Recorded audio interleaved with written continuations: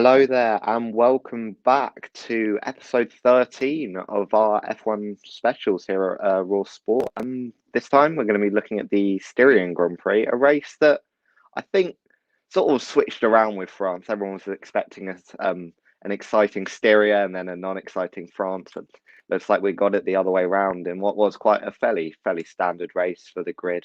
Verstappen, again, increasing his points tally over Hamilton.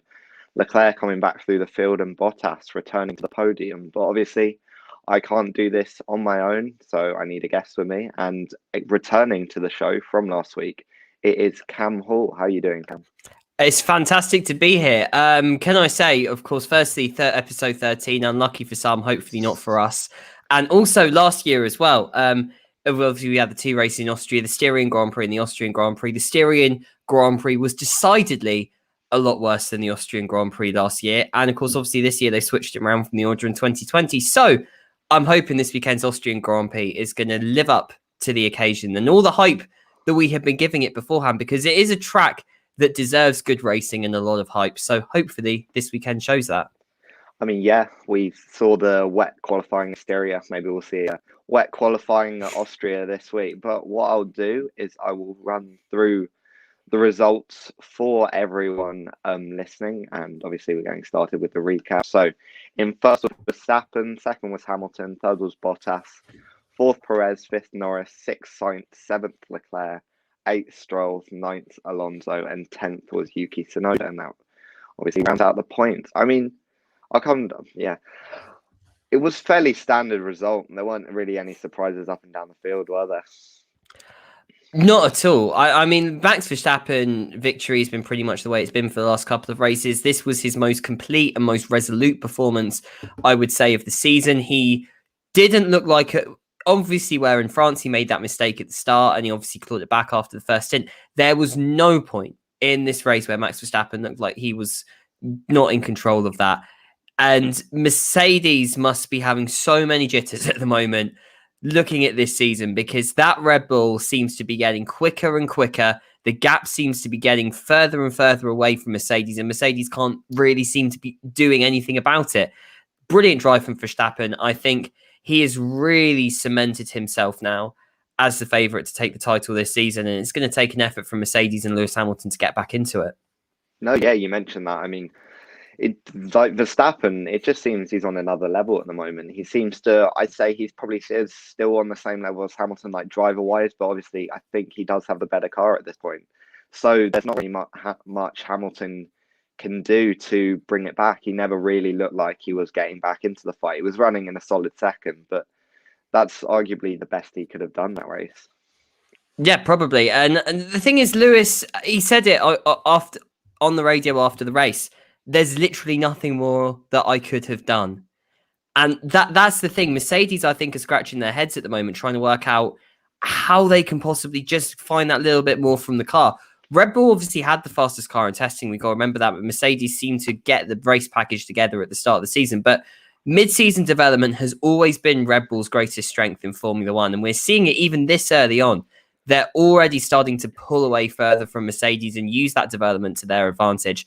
We're only at race 8 at the moment. I hate to think what the gap could possibly be after the summer break going into the second half of the season, because if they keep on developing like this, I think there's a chance where both Red Bull drivers could potentially become just completely unreachable. Oh, yeah. Oh, sorry. It's going around, mate. It's going around. That's caught my throat. But yeah, you mentioned development.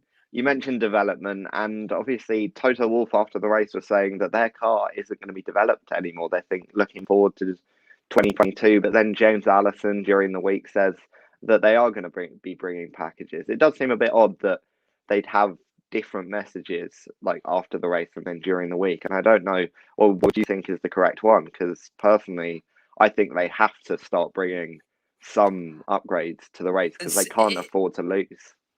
Some of it's psychological. I think that's part of it. The statements that will be going to the press, the confusing statements will be very deliberate, because I think they're going to be trying to keep Red Bull back a little bit from trying to work out what's going on.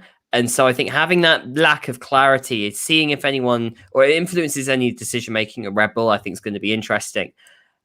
I think Mercedes will do some development. Now, whether that's true to say that they're not going to develop as much as they normally would, 2022 is a big set of changes. We know Mercedes will have a plan in place to make sure that they're staying on top of everything. But I think the experience of this year, perhaps, and the fact that we don't know if Mercedes had already started putting stuff into 22, but the experience of this year and falling behind Red Bull with, let's face it, weren't revolutionary regulation changes. Mercedes were thinking they probably would have been out front this season. So I think the experience they have might have ruffled a few feathers there in terms of how they go about their development this season, but potentially also how much time they reckon they need to put into the car next season. So I can't really tell at the moment. I do think there will be upgrades from Mercedes. I think what will be interesting to see is when we get to Belgium, when we get to Italy, when we get to after the summer break, is whether Mercedes start giving out signals that what they're taking there is the final upgrade of the season. Because you'd imagine after sort of Spa, Zandvoort and Monza, if you're putting all your energy into 22, you're not going to bring any more upgrades to the races after that. And you're going to leave whatever state your car is after Monza to the final flyaways. But say if there are upgrades by the time we get to Suzuka, to Kota, for example, then clearly Mercedes will still be trying to go for it. Clearly they're not sandbagging this season. Clearly they're not going to throw it under the rug. So yeah, mixed messages at the moment, but that's not, and I think on that point of development, I think it is, as I said, going to be more interesting to see what happens after the summer break as to how much we know both teams have developed their cars. I mean, you could also say that this affects Red Bull as well, because if they're as far ahead as they seem to be at the moment, they might cease development and just put their eggs in the 2022 basket and possibly think that they've got such a dominant advantage that they're going to sacrifice a few races later on in the season with the hope that they've done enough early on in the season to secure their title and probably Max Verstappen's first. Well, it's the ultimate prisoner's dilemma, isn't it? That you're independent of your rival, but you're totally interdependent with them in terms of how you develop your car. And Red Bull have made this mistake before, and Red Bull will be conscious of this. In 2013, when the season was really tight in the first half of the season, Red Bull put so much emphasis upon developing that car to get that 4th straight Drivers' and Constructors' Championship that by the time they got to testing in 2014, they had fallen behind both in the engine department in terms of Mercedes and Ferrari in 2014, but crucially, the car as well had slipped back behind Mercedes come the start of 2014. And so I think that experience will be weighing upon their minds. Clearly, I think one of the things with the Red Bull team is we know obviously they take control of their powertrain next season. And there's been a real emphasis upon Red Bull of really getting that operation underway and showing the paddock as well that our engine operations underway. We've got the same resources as we've been having with Honda this season, which arguably has produced the best engine on the grid this year. We're going to be completely unstoppable in that department. And the team that do our chassis, have consistently been producing very, very good cars over the years. So I feel Red Bull will be confident that they can continue their development this season and have enough spare for next season, especially, as I said as well, Red Bull's greatest strength in the last decade has been their mid-season development. So even if they don't necessarily turn up with the best car in 2022, they know they can finish the season with the best car. So I think that will be something that will be sort of weighing on their mind as well. I do expect Red Bull to develop further into this season. I think especially as they haven't won the championship in 8 years as well, they'll want to win that championship. I think it's more important for them to win a championship than to save the car for 2022. Whereas for Mercedes, I think it's more, they wouldn't want to forego it, but given how much they have won and given how much they want to sort of keep that legacy of Mercedes dominance going, I wouldn't be surprised if they were more inclined to put more into 2022.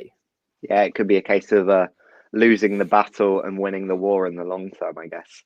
But obviously, you can't really separate Mercedes and Red Bull at the moment, and you can't really separate the second drivers as well. Bottas returning to the podium, Perez almost catching Bottas right at the end in what was sort of the only top table battle that we had. I think there was always the recognition that as soon as Perez got behind Bottas, obviously a slow stop, uncharacteristic of Red Bull, that he was going to struggle to get past, and then ultimately he didn't manage to. Once again, the thought of Valtteri Bottas complaining over the radio to Mercedes about not doing a two-stop strategy, it would have been such a fascinating kind of deja vu if that had happened all over again for Mercedes. And again, I think James Vowles and the team at Mercedes are going to have to kind of look at this and the fact they have, for a poor pit stop from Red Bull, been outfoxed on them on strategy on their second drivers in the past few races, and potentially as well, Mercedes got lucky that they could have got Lewis Hamilton that extra point for fastest lap. If Red Bull didn't have the slow stop and Perez could have got past Bottas earlier, Lewis Hamilton might have not had the gap he needed to go for that fastest lap. So I think Mercedes really can count themselves lucky there.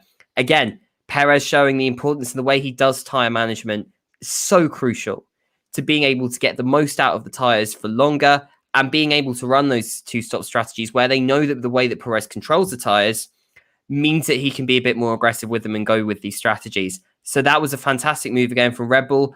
Bottas just drove a typical Valtteri Bottas race, really. He was there, he was driving, he did what he needed to do. This time he got a podium instead of finishing just off it. I don't think there's anything more I can say really about that, apart from the fact that Mercedes do need to look at their strategy and they do need to sit down and work out how they don't risk getting outfoxed by Red Bull on these two-stop strategies again. I mean, I think the only problem possibly with this race especially is that the strategy was very set in stone. It was very one-stop race, and then Perez probably pitted a few laps, or did in fact pit a few laps too late to get Bottas in the end. But as you say, they do need to think about these things. But to be honest, I'm not really sure what they could have done. The undercut seemed quite powerful, and Perez would have probably come out ahead of Bottas even if they had only pitted one lap later. Yeah, I mean, the strategy, as you said, Styria has always been a one-stop race. That track has never been necessarily the hardest on the tyres. So I think for the drivers, they were always expecting that. I think where you get these two stops is when you have drivers like Perez who can make the most out of the tyres for the amount of times that he can. So yeah, I think Red Bull probably, if they had done it a few laps earlier, probably would have got past Bottas. And I think that probably says potentially as much about the Red Bull strategist as it does the Mercedes strategist potentially. But again, with Red Bull, because of the fact that they have that second driver now who can fight out front and can fight with the Mercedes second driver, it's given them a lot more options this season to try these kind of things out. And I think that I think is also another problem for Mercedes. Mercedes haven't had that problem in the last couple of seasons. They didn't really have it, I would say, when Vettel was fighting with Lewis for the championship. Because, yeah, Kimi and Bottas were sort of on a similar level, but Bottas did always tend to have that edge over Kimi. We haven't had it the last couple of seasons because Red Bull haven't had that second driver. Now Red Bull have that second driver who is on a level and potentially better, I would say, than Valtteri Bottas. Then these strategies are coming more into play. And I don't necessarily think Mercedes have quite prepared themselves for that yet. No, and it could matter a bit more this weekend because obviously they're bringing a step softer tyres, and as we all know, Perez can make tyres last till the end of time. I mean, there isn't really much else to say. It was a fairly standard race at the front, but in the midfield, it was a bit more interesting. I guess what I'll do is just read out the midfield again quickly. Norris, Sainz, Leclerc, and yeah, that's about. Then we got Stroll, Alonso, and Tsunoda, but they're sort of a bit lower down. But once again, Lando Norris, top 5 again, only driver to score points at every race. And I think top 5 in every race except one, if I'm not mistaken. That, and as I said last week, that's the reason that McLaren are currently ahead of Ferrari in the Constructors' Championship. Because Lando Norris, you've got to remember as well, currently ahead of Valtteri Bottas in the Drivers' Championship as well. And one of the reasons that he's scoring all these points for McLaren, especially where Daniel Ricciardo isn't getting the results out of that car that he should be, is that he's just got that consistency on race day to just keep getting those results. Constantly at the top of the midfield, constantly being able to hold off challenges. He didn't have, admittedly, the challenge from Carlos Sainz and potentially Charles Leclerc would have come very, very late and wasn't really enough to challenge him too much in this race. But the fact is that Lando Norris is getting that McLaren into good places. He's always done well at this track, Lando. But this weekend, I thought, again, getting the car in third, knowing as well when to fight against the front runners. He knew that that wasn't his race. He didn't want to wreck the tyres there. And he was just getting those points from McLaren. And at the end of the day, McLaren being third in the constructors at the moment, especially with one of their drivers underperforming, is solely down to just that consistency that Lando Norris is putting up. And eventually, if he can get a championship winning car next year, or a car that could at least capable of winning races next year, then this vein of form from Lando Norris at the moment, which I think we're really starting to see now, just why so many people have talked up Lando Norris throughout his career. Because if this continues, then, this is someone with the potential to win world championships. We talk about George Russell as the next upcoming British star, but I genuinely think Lando Norris could easily win a world championship if you give him the right car, and he drives like he is at the moment. No, yeah, you mentioned that. I've always felt like Lando Norris was sort of a bit underrated in a way. Sort of, you've got your Verstappen, you've got the potential of your George Russells, you've got your Charles Leclerc's, and then sort of a bit lower down, you sort of had Lando Norris sort of occupying his own little area. And I think that this season is really showing that he probably is up there with the best. And if he did get a championship winning car in 2022, he would have a really good chance of winning it. Yeah, I mean, the thing I think with Lando Norris is that he has always been seen as McLaren's next hot prospect. He's the one that McLaren have brought through as the replacement for Lewis Hamilton's the number one driver, but where Lewis Hamilton was always conceived of as this next rising star in Formula One. He'd won everything that he could possibly win in the junior categories. Lando Norris hasn't had quite that level of success. He only came second to George Russell in F2. He had good success in Formula Renault, but nothing that was necessarily, that didn't necessarily scream next Formula One world champion. He didn't have maybe the glittering career that Charles Leclerc had, for example, in his junior career. So I think the thing with Lando Norris is that he's always been seen as the McLaren number one more than anything else. But I think this season in particular, I think he's really used that time. His first 2 seasons were crucial for building him into the team. And I think that dynamic with Carlos Sainz, I think, really helped him get a foothold in Formula One, build up a fan base, and really, I think, gets himself used to the operation. So now he's leading the team. He's got Daniel Ricciardo arguably more of a challenge than Carlos Sainz, but not Ricciardo himself not necessarily getting the best out of the car. But Lando Norris has just completely, I think, worked really using his team effectively. He's had that time to bed himself in, and he knows how to get him the best out of both himself and the car. And we're seeing now that potential that we've always seen in the junior category. We're seeing him going beyond that now.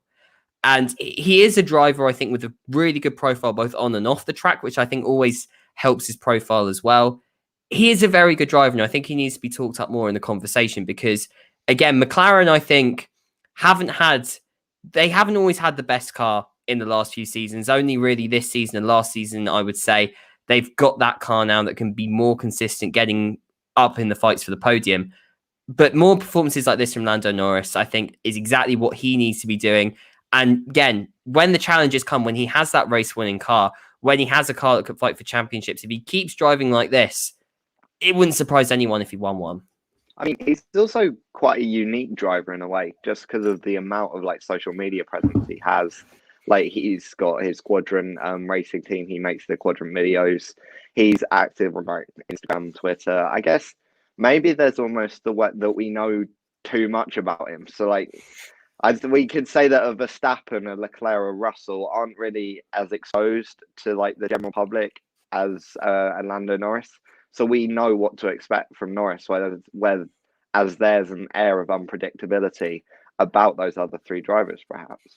I wouldn't say it's that. I think what I'd say with Lando Norris is that he's made more of an effort, I would say, to maybe reach out to more of the sort of the grassroots F1 community, a lot of the content creators, a lot of the gamers who are very much the lifeblood of a lot of the F1 community now.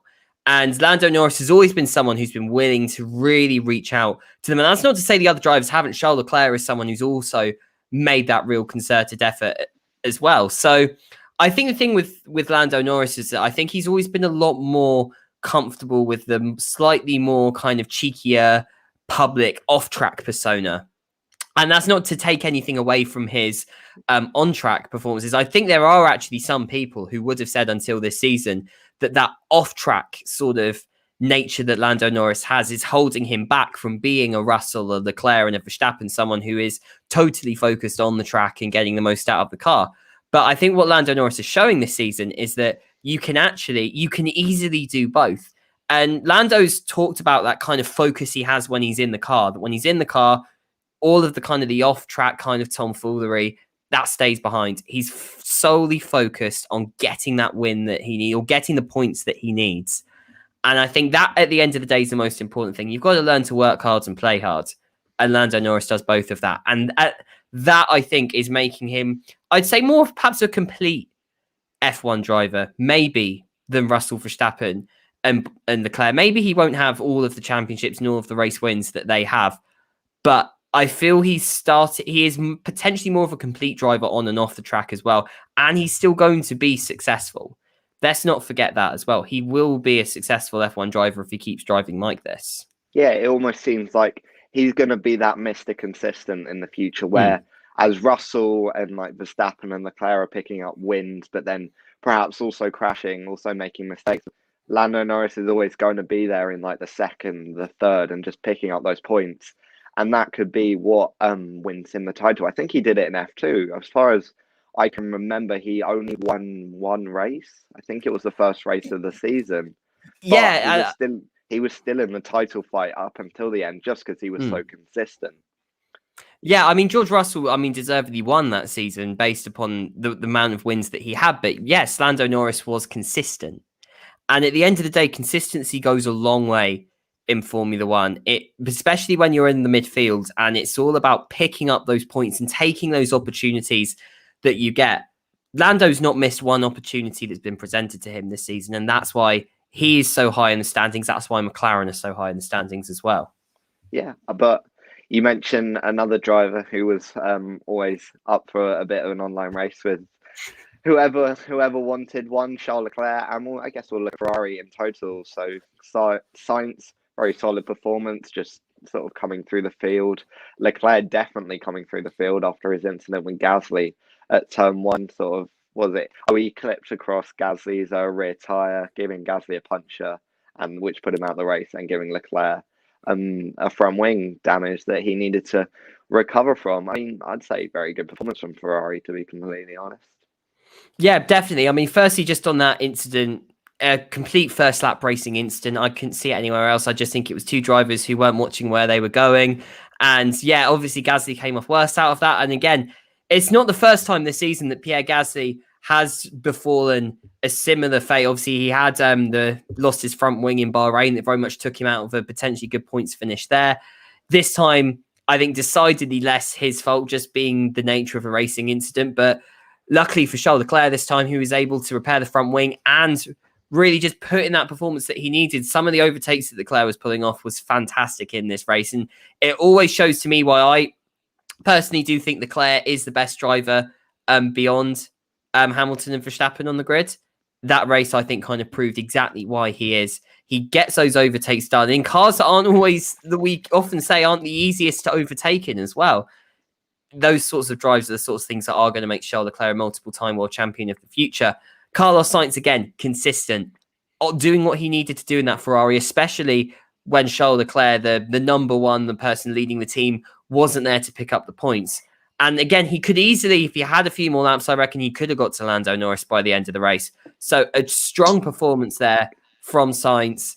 And I think really with Leclerc coming up the field as well, I don't think there's much Ferrari could have asked for, especially after the disaster for them that was Paul Ricard.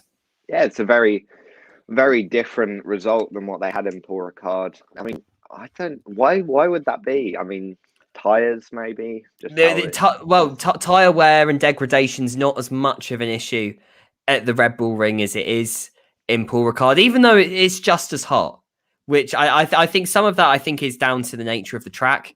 I think as well with you don't have necessarily the really long straights and the drag that you get within Paul Ricard. Obviously, some of the cornering as well. You've got that nicer kind of mix of corners at the Red Bull Ring than you do at Paul Ricard. But I think regardless, I think it was just that Ferrari, I don't know if they had brought some parts, because they had said they were going to try and bring some parts to the Red Bull Ring. I don't know if they were able to get those parts there and potentially do better with the tyres. But yeah, it was a much better weekend, I think, for Ferrari overall. And I think, given the fact that they haven't always turned some very good qualifyings into solid races this season, I think to have a weekend like that, where despite everything that happened on lap 1 as well, I think Ferrari will be happy with this. Oh yeah, definitely. Bringing it back in the Constructors' Championship a bit with McLaren, and that's definitely that's the other battle that really matters here, the battle for third place in the Constructors, between two manufacturers who both have had tough periods. Obviously, Ferrari weren't that great last season. McLaren have had a tough period from 2013 onwards, and it's good to see them back fighting relatively like near the front if they can't be at the front. Yeah, absolutely. And I think McLaren and Ferrari are two teams that we'll see at the front again, I think, sometime in the next decade. Very much in this kind of, I think, I wouldn't say rebuilding. I feel both teams, I think, have kind of had the most major rebuild, perhaps. Obviously, Ferrari had a difficult time last year. I'd say they're coming out of their sort of mini winter rebuild at the moment. I think, obviously, McLaren, I think sort of 2019, 2020 really building back. And I think we're starting to see both these teams now kind of give us glimpses, I think, of what we could start to look forward to from them next year, especially as both teams, I think, have two of the strongest driver lineups on the grid as well. So that is when everything is working in fine form. They are going to be very exciting. Yeah, and then we finally had Stroll, Alonso and Tsunoda to round at the top 10, all relatively close together, but partly because of one man who was in 8th place at the start of the race, but then lost it all. George Russell. I mean, what can he do? What can he do? I feel so sorry for him, honestly, because now George Russell has, by his own account, and he will say this, he has made mistakes that have cost him his points finishes for Williams. Imola last year being the most obvious example, where he would have scored points if he didn't crash the car behind the safety car. And also Imola again this year. Arguably, he's got a problem with getting into good positions in Imola and throwing it away. I don't know what it was there, but yeah, George Russell had a very good chance, and this was totally all created through merit. He didn't have incidents or weather to really give him that opportunity. Neither did he have driving a Mercedes to help him in this time. Qualified 11th, probably should have got into the top 10 as well. Really drove that Williams really far beyond where it deserves to be, and just put in some fantastic laps in qualifying for his best dry qualifying performance, his best qualifying performance in a Williams, arguably I would say his best in Formula One on Saturday, and then got a good start during the race and was just driving so well, didn't put a foot wrong on Sunday. And then, of all the times to have a mechanical failure, that is not the time to have it. And I could just see him when they started to put the cooler fluid into the car. I was just having my head in my hands, because I was like, of all the times where bad luck can strike, and for all the drivers for them to strike, not George Russell. Like, that was, I feel this guy needs to catch a break at some point in a Williams, because the thing is, he's getting himself into these good performances, and this time it was through no fault of his own that he lost out.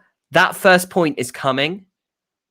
I just hope that that he or the car doesn't let him down again, because there is a fear that he is just going to become a nearly man. And if you do give him that chance, the Mercedes, I don't know if there is some bad luck following him around, where he's just going to become a nearly man for all of his time in Formula One. And I'm not sure George Russell, with a driver of his quality and his potential, I don't think quite deserves that title. I mean, I think I mentioned last week, I do think that once 1 point comes, then there will start to flow, because I think it does seem to be, for both Russell and Williams especially, does seem to be a bit almost not a confidence thing, but almost like as soon as you get one, you get in the rhythm of it, and you get up there, you get those points. And I mean, not to put down Nicholas Latifi, but it really shows that. No, I think Latifi. I'm agreeing with you. He's not a. George Russell has completely showed him up, and last weekend in particular just showed Latifi up so much that he's not, considering if this is what George Russell can do with the car, and Latifi can barely get out of Q1. it just isn't a good space for Williams, really, I would say. I think the only problem you probably have is I don't think Latifi is a terrible driver. I don't think he's brilliant. He's not good in the wet. I think he would admit that. But I think it just shows the difference between a good driver and a really, really good driver is what's going on. To be honest, Latifi never impressed me when he was in F2. He was, the fact he came second in 2019 with a field that was okay, it was nothing spectacular. There was many drivers who were going to come into the shells, really, or come out of them in 2020 and be joined by a strong F3 crowd. If he was in that F2 crowd last season, Latifi, I don't think he would have been anywhere near the title fight. And so I think he took his luck in 2019 to come second and then get himself the race seat for 2020. He's got the financial backing as well, which, for a team like Williams, who have been struggling for money, that's all good to have. But at the end of the day, when you've got one driver completely showing him up, I think it was for his confidence more than anything. I don't think it's going to be doing him any good. So I don't know if there's a way that Williams can get more out of Latifi. Or maybe Russell is just completely outdriving the car in a way that Leclerc was the Ferrari last season, but we saw the impact that had on Vettel and his driving. So yeah, I do think we need more from Latifi. If this is what Russell can do with the car, Latifi does need more to justify himself, more for the sake as well he's not lumped with the pay driver label, because obviously he has benefited a lot from his financial backing, but I don't think he wants to be in F1 just because of the money.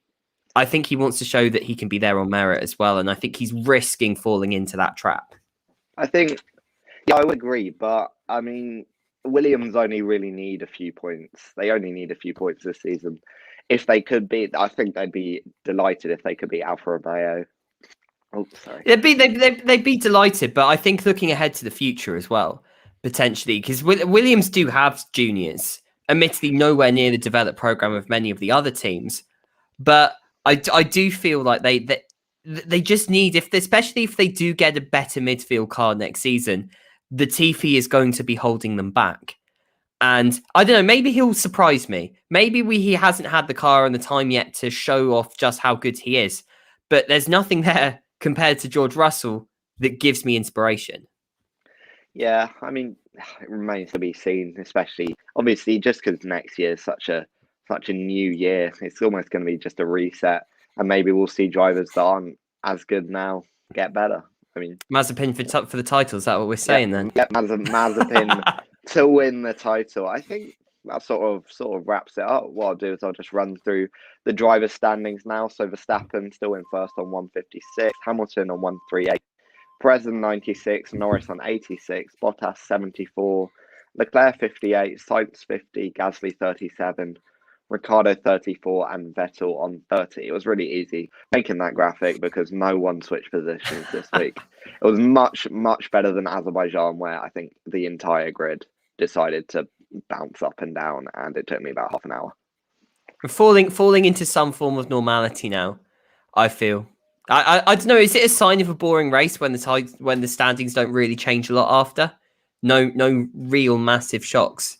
I think it has to be a boring race. If the standings don't, if the job of making the graphics boring, we're gonna have to search for things to talk about as opposed to having them be really obvious. But that wasn't the only news that has happened in the last week.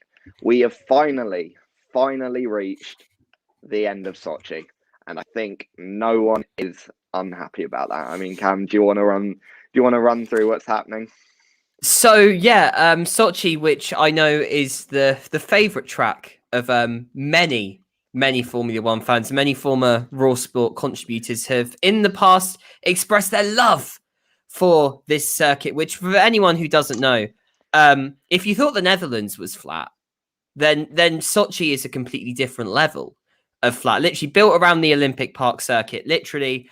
The one redeeming grace, perhaps, a long straight into turn one, which is actually a very good overtaking opportunity. And then also that nice sort of turn three, sort of almost a bit like a turn 8 of Turkey, but one long apex rather than 4 kind of little apexes throughout the corner, is a fun technical challenge for the drivers. But what is very much presented as this kind of tight, twisty technical challenge. It's just a track of sort of 90 rights and 90 lefts, particularly the final sector.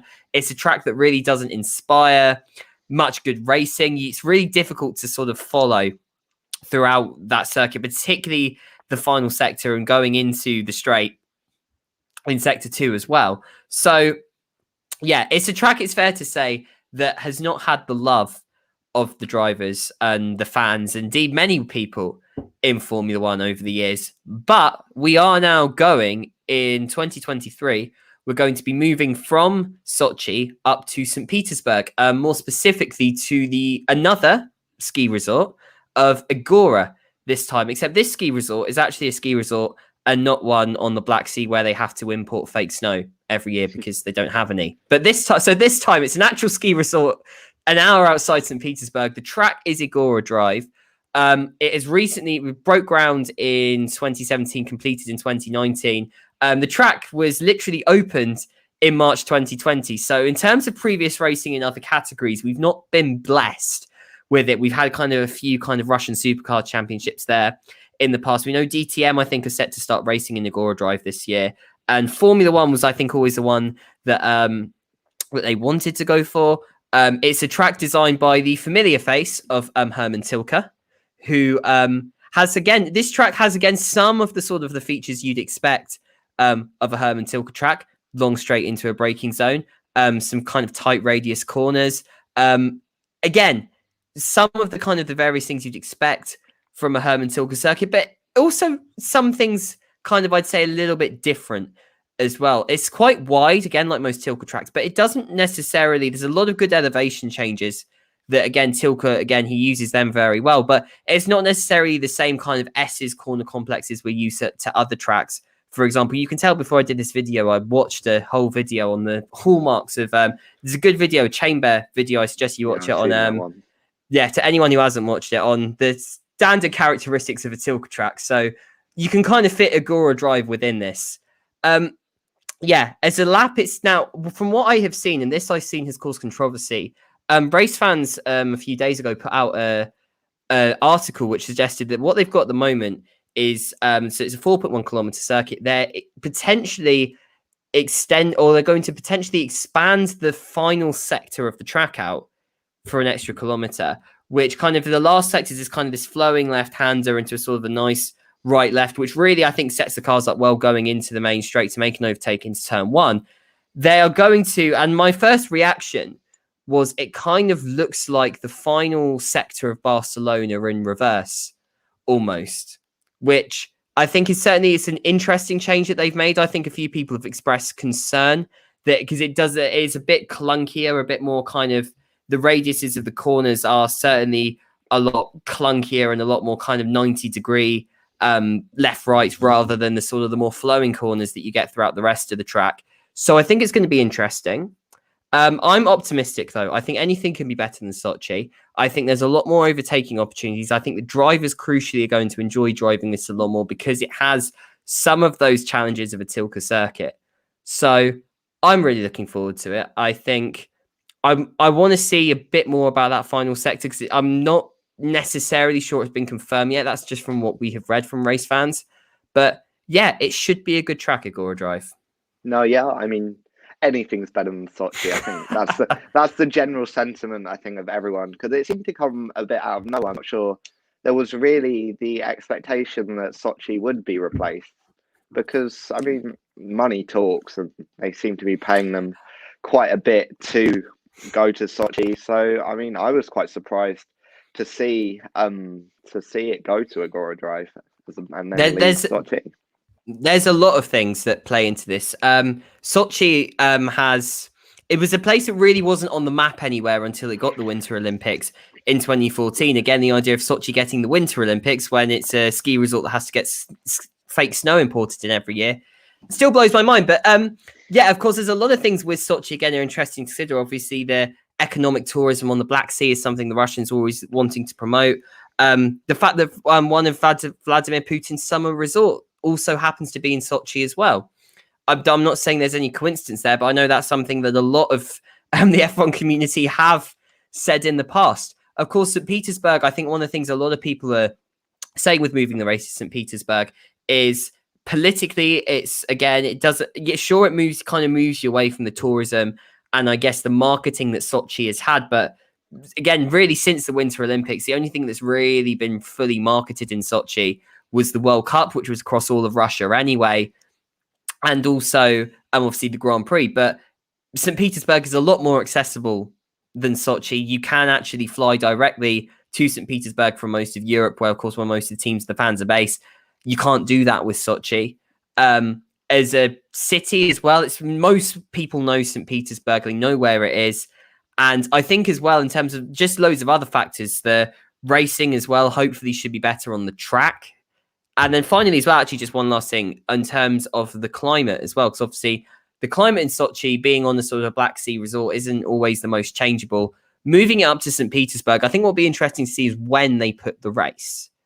Because with Sochi, you can afford to put the race April, October time. You don't have to put it in the middle of summer like you have to do in some of the more temperate climates of Northern Europe. Now, with St. Petersburg, you have to consider it along the more temperate climates of Northern Europe because it's going to be too cold to host a race outside that time. So do they stick it in the middle of the summer? Do they put it for like early May? Do they put it for the late kind of September period? It's going to be interesting to see. But yeah, I think there's Sochi, I kind of think has had its moment within kind of Russian tourism and sort of its significance as kind of like a destination. I feel St. Petersburg, I feel as well as a city that I think there's a lot of investment going into that as well. And a lot of attempts, I think, particularly since the World Cup, to kind of show off a lot of Russia and show off different parts of it for different things. So I think going back to St. Petersburg, I think makes a lot of sense for Formula One. Yeah, my first idea was that they would put it after Hungary, which sort of makes sense. I think it's like culturally sort of linked a bit more. Like you're looking at your post like USSR countries, then it's a bit easier to get to, saves on travel, and then maybe just go into the summer break after an Igora Drive race. And I think that it really shows a difference between pre-Bernie Ecclestone and post-Bernie Ecclestone with Liberty Media, who do seem to be trying to make changes to the calendar to make it a better like season overall. Obviously, they're making changes to Abu Dhabi, or another race that has been like much aligned in the past. They're moving away from Sochi. They probably did get a bit lucky with Paul Ricard being such a good race this year. But I do think they seem to be anticipating that they'll make changes to Ricard. It's not like they've not got the options. There's about 100 million different configurations there. Numbers on a postcard, please, because I'm not even sure the track designers know how many different layouts they have at Paul Ricard. But it does seem that Liberty Media do want to make, we always refer to it as the spectacle, but ultimately the spectacle is the racing, and if the racing gets better, then everyone's happy. They are, and I've always credited Liberty Media for, I think, some of the work that they have done, certainly in terms of, I think, making the sport more accessible, and I think through the way that they're using the calendar, I think that's a good thing. But personally, I still think Liberty needs to go further. There are some very obvious gaps that Liberty still have in the schedule that I think appeals to both the more global racing fan, which is, of course, a race at Kyalami, which is a ready-made circuit that all they have to do is upgrade the facilities from a grade 2 to a grade 1 standard, because the track's already at a grade 1 standard. So all they have to do is just change that, and then we can have a race on every continent, and we can properly call it a world championship. They need to also try, I think, tend to some of the more traditional races as well in Formula One. I know they're bringing in a lot of these more destination race model things like we're seeing with Miami, and we know that that's something that has been really successful in bringing Formula One to markets like Singapore. But I do think you can't necessarily move away from the tradition. And there are some great tracks like Hockenheim, for example, the Nürburgring, two tracks. So I still find it difficult to imagine that you have not having a Formula One race in Germany. And we know this week that F1 are sort of back in talks potentially with Audi and Porsche coming back into F1 in 2025. Is a race in Germany potentially something that will pull them in? Who knows?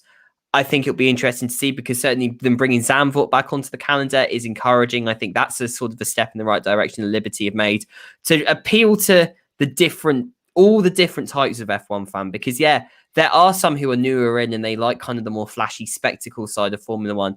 There will always be the racing purist that likes the challenge of the old school circuits. So you've got to cater to all sorts of fan, of course.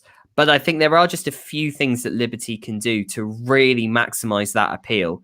And I think this will be a debate that rages on forever. Can you have an alternating calendar every year? You take some tracks off and put some others on. But I think the thing is, there is clearly a demand to host Formula One. You've just got to make sure you get a bit of everything in. And I think that's what Liberty could be doing more of. The Agora Drive move, I think, is a step in the right direction in terms of appealing to the better racing and appealing more to the purist, whilst also, I think, giving still a sense of that destination. Igora, the ski resort, not far from St. Petersburg, there's still enough you can make a destination there, even if it's not exactly within the middle of the Black Sea resort of Sochi, but it didn't always seem the most lively race in terms of off-track entertainment anyway. I think they're doing quite a good balancing act. I think they were helped last year by a lot of races being cancelled, so we went back to some of the more traditional ones and some like newer traditional ones, I guess, if you want to refer to it like that. We obviously went to Mugello, we went back to Turkey and the Nürburgring. Imola seems to be more fixed on the calendar now. We moved to Portimao, and we seem to be perhaps staying there for a few years. So I do think that they're balancing it quite well, and I do think there probably is some behind the scenes discussion over an alternating calendar, just because it makes more sense, because you've got places that can't afford to host races every year.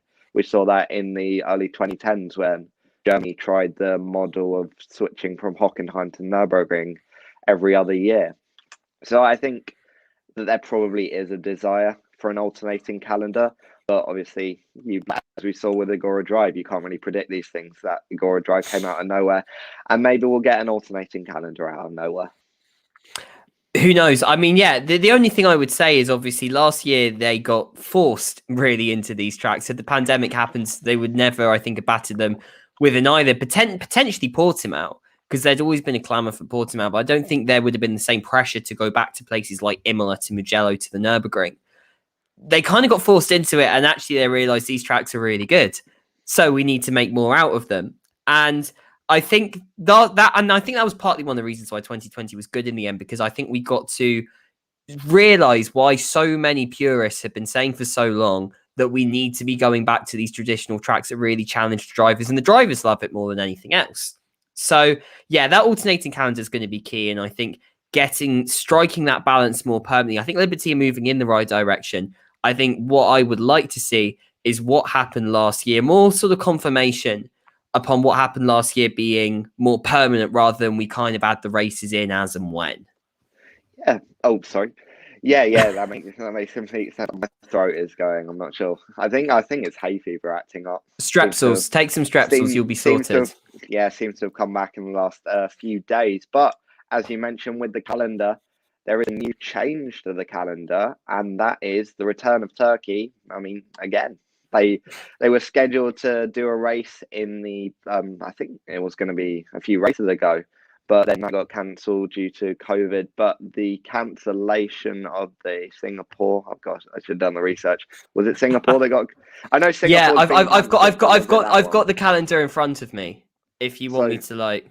So I think it was Singapore that got cancelled, and Turkey has replaced Singapore. Yes, so that's for the 1st to the 3rd of October. We're going now from Sochi on the 26th to Turkey on the 3rd of October, and then probably there's still a bit of doubt about Suzuka, but the plan is at the moment to go to Suzuka on October the 10th. Yeah, I mean, and it seems that this probably won't be the last change to the calendar. I can't imagine Australia will probably have their race. There's so much up in the air at the moment. So the big races, I guess, to watch out for in the second half of the season are Suzuka. Firstly, Japan are waiting till after the Olympics to confirm whether that race will go ahead. I think they will make a massive judgment based upon public opinion. If the public approves of how the Olympics has gone. There's not a massive rise in cases. I don't think that they will go ahead. The race will go ahead. If there is a rise in cases, if the public are kind of quite uncomfortable throughout the games, if the whole atmosphere of the games just isn't there, they won't go ahead with the race. I can just see that happening. Again, COTA, we should imagine the US Grand Prix to go ahead. The COVID situation is now a lot better in the US, because Liberty being based in the US as well, I think is something they really want to go back to COTA, because it's always a track and always a Grand Prix that delivers. Mexico, some uncertainty still with the COVID there on the 31st. Interlagos, with the way that COVID is in Brazil at the moment, there's no way that they can host a Grand Prix on November the 7th at this moment in time. I think it'll be interesting to see, though, can the situation improve? What do FOM say? Because it would be a shame to lose Interlagos from the calendar again. And then, of course, as you said, with Australia, a lot of that's down to quite the stringent regime that they have in Australia, that kind of they were granting that the government don't grant the exemptions, which, of course, that's a debate in itself whether governments should be granting exemptions. But one thing they've consistently done is not grant, or certainly not grant very nice exceptions, to put it in that sense. So for Formula One, it may not be, there is talks with the Victorian government, but they are very, very careful in Australia. And so there's a lot of doubt still over that. Yeah, and it could be a problem for F1, especially as a lot of these races are in the latter half of the calendar. And if you do get to, let's say, your September, your October time, and these races start to pull out, then there's not really much they could do. We're either gonna have to do we're gonna have to put some chains on and chuck it around the Nürburgring, or with some snow tires on, or I mean, you probably might see return of the Bahrain Oval, or possibly. China is one circuit we haven't mentioned yet. That race has been postponed and not cancelled, which suggests to me that will be the next track to come on. Thinking it would be an ideal replacement for Suzuka, potentially, if that drops off the calendar, because there's literally very little difference to the distance to travel. You just have to change your address from Turkey to go to Shanghai instead of to Tokyo. The Americas races logistically could be slightly more difficult to make changes there, especially just because of the distance really from the rest of a lot of the races going on. But again, I think that's still up in the air. Of course, if Australia drops off the calendar, there's the big risk that they have at the moment is that from the United States Grand Prix on the 24th, there's a real risk that we don't have another Grand Prix scheduled until the race in Saudi Arabia on December the 5th. So if COVID affects all of the three races in that time, then they are going to have to find, and they've already scheduled a race in China for the 10th of October if Japan cancels, then they're going to have to find some races, like you said, the Bahrain Oval, maybe, I don't know, the Dubai Autodrome, maybe if that's up for the calendar. They could probably get away with scheduling some races in Europe, Southern Europe in early November, so I don't know if there's a return to Jerez, maybe, or Estoril, because I think Estoril definitely has got a grade 1 license if they wanted to go there. Maybe there's some other tracks as well. Buranam, I think, in Thailand. I don't know, is a track that's always gone well in MotoGP. Sepang.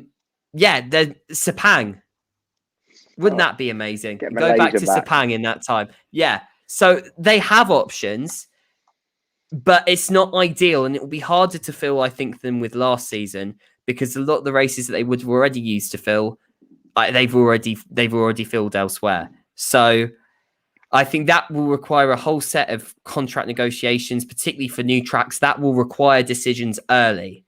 And I'm not entirely sure that they'll get those decisions early. And I think that could potentially be a headache come the end of the season.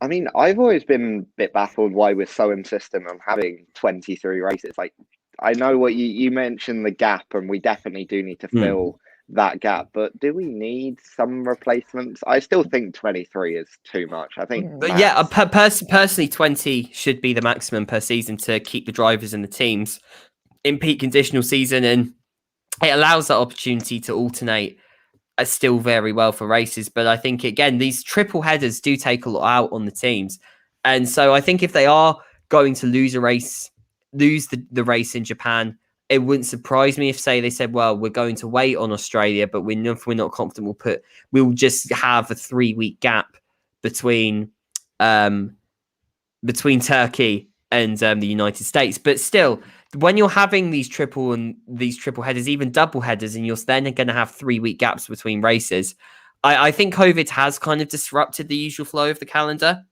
But I do think if they're having the way they're having all these races this season in a way that's a bit where it has these very sudden blocks of races and then also some big risk of big gaps as well, I do think FOM need to look into that going forward, because the welfare of the teams, I feel, isn't necessarily going to be best served by doing this. Yeah, but remains to be seen. Obviously, we don't know what's going to happen with COVID. Maybe there'll be what's after Delta, Epsilon? Yeah, I'm you see, your knowledge of the Greek alphabet is already better than mine. So yeah, it remains to be seen what will happen. But looks like we have to preview the next race, also in Austria. So there really isn't much. I mean, we said it all. We said it all last week. There's not much to say. It's convenient, isn't it? Racing at the same track, twice in a week. Of course, ideally, this would have been a race at either the Hockenheim or the Nürburgring. And I'm not going to. I think I've already had that opportunity to rant somewhere else. I understand obviously why you would want to have 2 races at the same track when you've already got the contracts, when it's a lot easier. But yeah, there are far worse tracks to have 2 races in a row at, and the Red Bull Ring is one of those. So if you said to me you're going to have 2 races there, I'd take that. Yeah, I mean, not really much else to say. So we'll have a look back on our previous predictions. Mine was very wrong because I had hope for rain, and they would have been wrong in a wet race anyway. Will no, they were going to be right. They were going to be 100% right.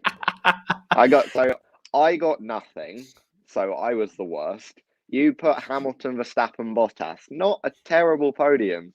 I would say that I was going on the Mercedes were going to respond this weekend, but do you know what? Red Bull have always historically gone well at that track, and I should have taken that into a bit more of consideration. Yeah, and then you also said Russell points, so all Russell fans can go blame you for.